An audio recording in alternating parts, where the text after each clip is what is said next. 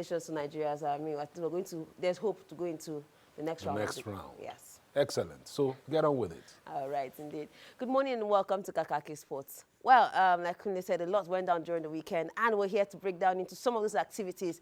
Of course, beginning with the World Cup qualifiers, the much talked about match day 9 and 10 in the World Cup qualifiers. As Super Eagles of Nigeria and their hopes to qualify for the 2026 World Cup in Mexico, United States, and Canada. And we'll be looking at the list that was released by the NFF on Friday morning, and what this list entails. Already changes have been made as we get into the week for World Cup opens today. So quickly, Nonso have joining me now, Nonso Arinze Chi.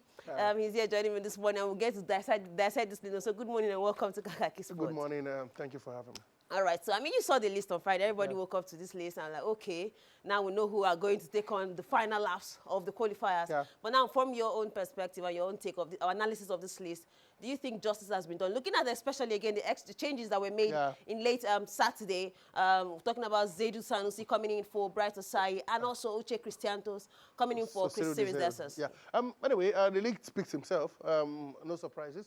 I think the two players who have made the list were injured. Ola, is out with an injury. He can't make it. And of course, Dele Bashiru, the guy who got the assist for Calvin Bassey in the last game, also missing due to injury. Fortunately, again, injury has not been kind to us. Zaidu Sanusi replaces Bright Osei Samuel.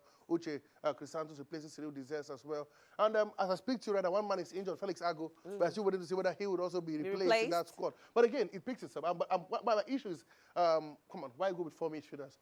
This is a team that has struggled with creativity. This is a team that has struggled with creating chances for our team. And a lot of forwards finish. Come on. I mean, funny enough, only 3 or 4 would play in both games. We've seen that happen a lot of times. I don't think, no disrespect to Ola or Olusegun, I don't see any reason why he should be in this list. How about Terry Murphy? Yeah, Terry Murphy is not doing badly in France. Yeah. You could easily argue that he's been there before, you understand. Tolu Rokodare has barely had minutes playing for Wolverhampton Wanderers. I think he played 5 minutes last weekend. But when it comes to the national team here, he actually been, the star boy in quotes. Just on one goal, just one goal, and it was a smash and grab. So for me, again, I'm not one who's too excited about the list. After all, these were the same players that played throughout the qualifiers, and I failed to get maximum 6 points in the 2 games in any of the international breaks. I think the best we've done is 4 last time out and the last other time. It's really sad, but again, this is the team we've got. We just have to be positive, and hopefully we get. But come on, I'm not really no surprises for me. No surprises indeed. I mean, but Zaidu Sanusi is coming back to the squad, and Cyril Desas after the bash. Have you checked something? The only right back in that is Bright Osei Samuel. And if you look at it, he's injured. So who plays there? The only person that comes players are going to be playing out of position. That's what the implies. Benjamin Fredericks. And unfortunately, he's our best centre back at the moment. Chus Ekong hasn't hit the peak we saw at the last AFCON. Semloga Jai just returned from injury from his team far away in the championship. Come on, man. I can't find them. Again, let's now face all over the place. All over the place. Let's now face reality now. Current standing in the group after the much anticipated, the much talked about deduction points from South Africa. Now the standing in the group looks like the group is open. But with what you've said now, as regards to the list, are you optimistic or you're not that Nigeria will make it past, qualify to the World Cup on top of, against South Africa and Benin Republic? I think it'll be easier for a camera to pass through the eye of the needle for Nigeria to make it to the World Cup. No, so that's a little bit harsh. I mean, that's killing the hope. I'm a realist. Okay. But we've been in this position before and we've qualified. We met last time in 2010. When we qualified, we had to go to Kenya, beat them, and wait for the result elsewhere. And we got that result. But it's funny enough, right now, even if we win our 2 games, which we failed to do in all the internationals we've had, win the 2 games. Exactly. We get let me play be positive and we get 17 points. Now what it means is that Benin Republic is out because we'll beat them here and even if we get all maximum points, we've got past Benin Republic. So I'll be saying that South Africa will draw points. Don't even know they played their 2 games in South Africa. They play both games. They play both games in South Africa. I know Rwanda got a chance to qualify as well, but we know the truth. The truth is that can we beat our chest? Let's start from the beginning. That these 2 teams can get 6 points against Benin and Lesotho. This is the same Lesotho team that came to Uyo and got a point. This is the same Benin team that beat you far away in Cote d'Ivoire during the same qualifier. I know you argue that you beat them 3-0 in the Nations Cup qualifier, but this team doesn't inspire confidence.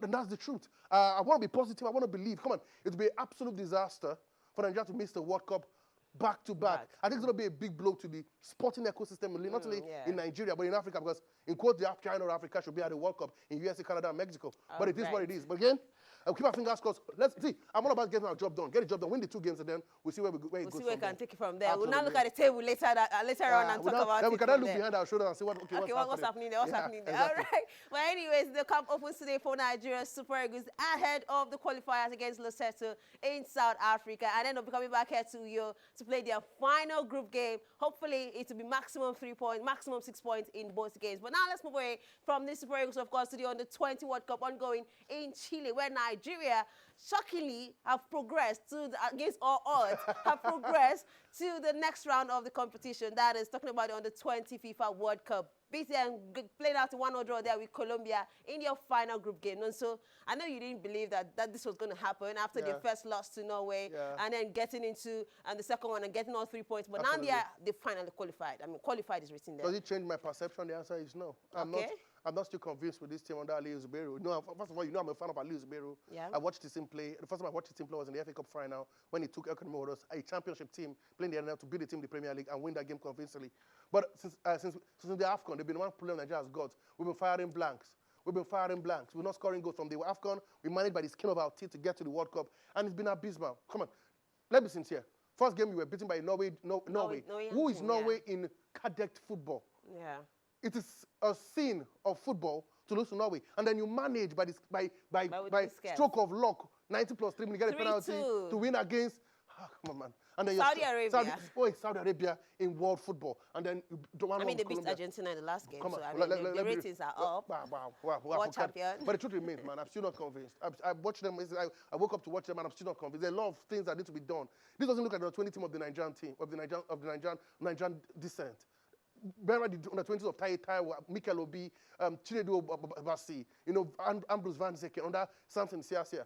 This doesn't look like that. See, I can't remember last time I watched a cadet level team, whether it's under 17, under 20 team that inspire confidence. Under 17 team couldn't make it for the second time in a row to the African Cup of Nations. What's the problem with our cadet level? And it's a structural problem. It's a structural problem. A lot of times I argue, who appoint these managers? A coach failed the first time he gave him the job. He failed the second time he gave him the job again. So are you saying that after like 2 failures, you have it's to put the coach on the side? It's simple logic. Is that not the problem we're facing now? The constant change of coaches and all of that? See, this is cadet level. And I know you say it's all about grooming talent, but let's be realistic. The past 4 or 5 years in Nigerian football, which player has been the standard performance player from the youth level? We know. Look at the national team right now. We can go back to the time of Kelechi Wakali, go back to the time of Victor Osimhen, go back down to the time of Kelechi Iheanacho. They're in the national team. How many of these players can metamorphose into Super Eagles players in the near future? The answer is wow. And that is the truth. We have a structure, and this one brings me down to where I'm really sad with what's happening at cadet level. We have a structural TDS that is happening across the whole world, talent development scheme, where talents are nurtured. Look at the from the talent development scheme to the 17 to the 20. There is progress. We've been doing this program in Nigeria for 2 years, but I can wow you that not even one single player made it to the 17 list. Then why are you doing this? If these players are the best in Nigeria and they can't metamorphose your national on the 17 and metamorphose on the 20, it's sickening. So for me, again, you appoint managers, they pick players from around the world, a globe, in less than 3 weeks, and expect them to do magic. When a team has been coming for 2 years and they can't make the list, I don't know. Nigeria's football is in a coma. So someone really said, no matter how you get the job done, just get the job done. I think that's where the managers come from. They just want to pick the players that can get the job done and put Nigeria at a happy place. When you see a team that has prospect and promise, and you see a team that will metamorphose into the Super League, you know. It's not, you don't even have to win a tournament. Aguero was played at the 20. He's still playing. Messi. I can go back. Angel Di Maria. I can go back. I can go back to the squad of 2005, 2007, 2008. They are still playing because there's a progress. This players showed. David De Gea was here on the 17 World Cup when we last studied here. He's still with the goalkeeper of Fiorentina, one of the top leagues in Europe. Where are those players that play for Nigeria? They have evaporated. Okay. And that's the problem. That's the problem. I think this is a conversation we'll dive into deeply. Maybe perhaps after the qualifiers, we'll begin to look at Nigeria structure, Nigeria football, and what is the way forward. Hopefully, the Super Eagles get to qualify and we will not have that conversation. And I hope the 20s also go ahead to win it so that I can swallow my own words. You can swallow your words. Truth is, I don't think this team can do it. All right, but now we'll get to that point and we'll have that conversation, definitely, because indeed, a lot needs to be done about talking about these things and then putting out there so that we can progress as long as football is concerned in Nigeria. Nigeria. But now let's move away from the FIFA Under-20 World Cup now, of course, to league football. League matches went down during the weekend as well. Match day 7 in the Nigeria Premier League. And this were the results. Bender Insurance up against Nasarawa United. I mean, it's been two back-to-back win for Nasarawa United. Sadly, they lost that one to Bender Insurance now. And then Shooting Stars and Plateau United, Kwara United. It was mostly a 1-0 win for most of the teams. Just for Academy Warriors and Kano Pillars, who shockingly defeated Kano Pillars, Mohamed Musa's Kano Pillars. What are your thoughts on the result, basically? I think Kano Pillars and Barao, these are two teams from Kano playing the same stadium. One is 18, one is 20. A bad time for Kano football. Nasarawa unbeaten in the past 6 games. Finally, their new coach is having is having a good hold upon them. Like I said, they're top on the table with 16 points after 77 games. But for me, the biggest winner has to be Abia Warriors. Going away to Kwara to get a 1-0 victory in that encounter. Massive victory for them. Kwara United fired their manager immediately after that game. Tunde Sani was fired. He was shown the exit door. I think that's what you're waiting for. If you don't win, you can just go. After a bad outing in the continent, and also now dropping points at home, it's not what the doctor prescribed. For Shooting Stars, back to winning ways. I think 2 wins in a row under coach Awororo, who left Ikorodu City to join this team. Fantastic games, I tell you. But for me, the biggest winner has to be Abia Warriors going away to Kwara to get a 1-0 victory. And of course, Nasarawa also 1-0 victors against Bender Insurance. But again, Bender Insurance are struggling. Hopefully, they get their act together and move on. And while the league is still early, just match day 7. We're not match 7 games already played in the league. But now also in the English Premier League, one of the most talked about leagues in the world. Matches also went down during the weekend. Talking about the English Premier League match day 7. Bournemouth and early kickoff there with Fulham, Manchester United, Sunderland. I guess that was expected by so many. I mean, from a newly promoted side. Leeds United, Tottenham as expected. Arsenal, West Ham, Chelsea, Liverpool. I know that's what you want to talk about. So let's start with Arsenal. I don't even want to talk about Chelsea, Liverpool. I think Liverpool have been terrible all season. But I mean, these were both teams that we didn't expect nobody to win. Yeah, they got into the game. Both of I predicted a draw as well, like you know. But I think both teams came into this game in their worst of forms. Chelsea in tatters, Liverpool in 2 games losses in a row. I can't remember last time Liverpool lost 2 games in a row now to make it 3 against the Chelsea team who are not even convincing and had a lot of injury problems. But Liverpool have been terrible. I think they've been winning games by the skin of their teeth. And there's how much luck can take you. And I think they hit the barricade there in Stamford Bridge. Big Panther winning for Enzo Maresca. I still don't think Maresca is the right man to take Chelsea to the next level. I still have question mark about his tactical ability. How do a team who is struggling want to pass the ball at the back? And every goal Chelsea has conceded this season has been due to errors at the back. And that's coaching. If it's not broken, don't fix it. But if it's broken, fix it. And the man is defiant. Even Pep Guardiola has evolved from playing the tiki-taka, Joko Bonito kind of football to being pragmatic, effective, and efficient. Yeah. Brentford, he didn't have the best game, but bang. Yeah, he got away with. Absolutely. That's a manager that they all got their blueprint from. Arsenal as well, Mikel Arteta has emerged as well. Listen, that sometimes he goes into big game trying not to lose than to win. I know I'm one of those who criticize him, but he's evolving. So for me, it's a for Chelsea big win for them as they move into the international break. But for Liverpool, 3 losses to I think they needed the international break as quickly as they could. But Man United, I think if they can't beat Sunderland, who can Man United beat?